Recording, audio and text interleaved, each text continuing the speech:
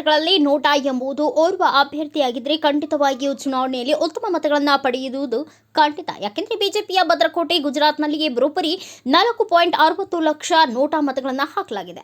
ಗುಜರಾತ್ನಲ್ಲಿ ಬಿಜೆಪಿ 2019 ಎಲ್ಲಾ ಲೋಕಸಭೆ ಕ್ಷೇತ್ರಗಳಲ್ಲಿ ಗೆಲುವು ಸಾಧಿಸಿತ್ತು. ಆದರೆ ಈ ಬಾರಿ ಬನಸ್ಕಾಂತ ಕ್ಷೇತ್ರದಲ್ಲಿ ಕಾಂಗ್ರೆಸ್ ಅಭ್ಯರ್ಥಿ ಗಿನಿಬೇನ್ ಠಾಕೂರ್ ಅವರು ಬಿಜೆಪಿಯ ರೇಖಾಬೇನ್ ಚೌಧರಿ ಅವರನ್ನು 30ಕ್ಕೂ ಹೆಚ್ಚು ಸಾವಿರ ಮತಗಳ ಅಂತರದಿಂದ ಪರಾಭವಗೊಳಿಸಿದ್ದಾರೆ. ಉಳಿದೆಲ್ಲ ಕ್ಷೇತ್ರಗಳಲ್ಲಿ ಬಿಜೆಪಿ ಗೆದ್ದರೂ ಕೂಡ ನೋಟಾ ಮತಗಳ ಪ್ರಮಾಣ ಪ್ರಸ್ತುತ ಆಡಳಿತ ಪಕ್ಷದ ವಿರುದ್ಧ ಹೆಚ್ಚುತ್ತಿರುವ ಭಿನ್ನಮತದ ಅಲೆಯನ್ನ ಪ್ರತಿಬಿಂಬಿಸುತ್ತಿದೆ.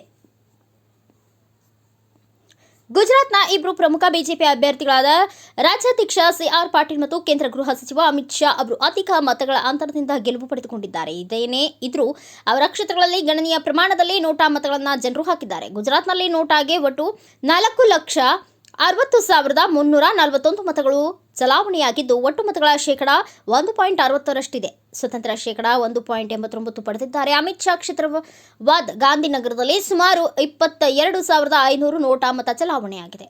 ಸಿಆರ್ ಪಾಟೀಲ್ ಕ್ಷೇತ್ರವಾದ ನವಸಾರಿಯಲ್ಲಿ 20,462 ನೋಟಾ ಮತಗಳು ದಾಖಲಾಗಿವೆ. ಅಂಕಿಅಂಶಗಳ ಪ್ರಕಾರ ಕೇಂದ್ರ ಗೃಹ ಸಚಿವ ಅಮಿತ್ ಶಾ ಅವರು ಒಟ್ಟು 10,10,972 ಮತಗಳನ್ನು ಪಡೆದರೆ ಕಾಂಗ್ರೆಸ್ ಅಭ್ಯರ್ಥಿ ಸೋನಾಲ್ ಪಟೇಲ್ 2,62,256 ಮತಗಳನ್ನು ಗಳಿಸಿದ್ದಾರೆ. ಅಮಿತ್ ಶಾ ಅವರು ಪಟೇಲ್ ಅವರನ್ನು 7,44,716 ಮತಗಳ ಅಂತರದಿಂದ ಸೋಲಿಸಿದ್ದಾರೆ. ಗುಜರಾತ್ನ ನವಸಾರಿಯಲ್ಲಿ ಬಿಜೆಪಿ ಸಿಆರ್ ಪಾಟೀಲ್ 7.73 ಲಕ್ಷ ಮತಗಳ ಅಂತರದಿಂದ ಸಾಧಿಸಿದ್ದಾರೆ.